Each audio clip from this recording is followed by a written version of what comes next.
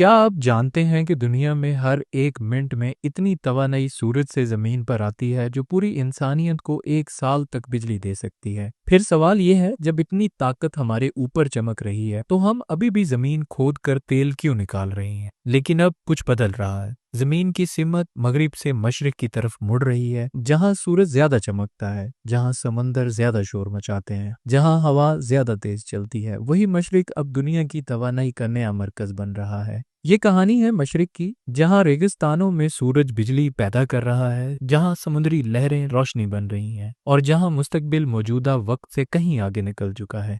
खुशामदीद science of east में, जहां आज हम खोलेंगे पर्दा एक ताकतवर इनकलाब का, यानी the future of renewable energy in the East, solar deserts to ocean power. कभी कहा जाता था रेगिस्तान सिर्फ तन्हाई की अलामत है, मगर अब वही रेगिस्तान रोशनी का दरिया बन चुके हैं। सऊदी अरब का नियोम सिटी, जहां पूरा शहर 100% काबिल तजदीद तवानाई से चलने वाला है। दिन के वक्त सूरज बिजली पैदा करता है और रात में वही तवानाई घरों, फैक्ट्रियों, हत्ता कि गाड़ियों तक को रोशन रखती है। मुत्तहिदा अरब अमारात ने बनाया मोहम्मद बिन राशिद सोलर पार्क, जो खला से भी नजर आता है। ये सिर्फ मंसूबा नहीं, ये ऐलान है कि मशरिक तवानाई का नया बादशाह बनने जा रहा है। और भारत, राजस्थान का बादला सोलर पार्क, दुनिया का सबसे बड़ा सोलर फार्म, जहां हर एक धूप की किरण बिजली में तब्दील होती है।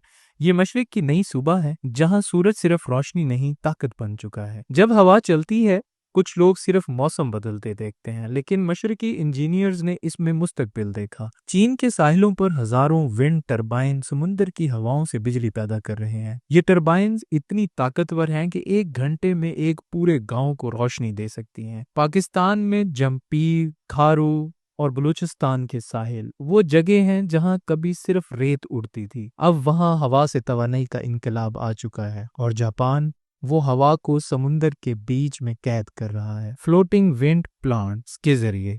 ये वो जगह है जहां जमीन नहीं बल्कि समंदर बिजली देता है। समंदर हमेशा से राज रखता आया है, लेकिन अब साइंस ने इस राज को पढ़ लिया है ओशियन एनर्जी से। जापान की कायरयू मशीन लहरों की हरकत से बिजली बनाती है। ये मशीन इतनी मौसर है कि हर लहर के साथ मेगावाट्स पैदा होते हैं।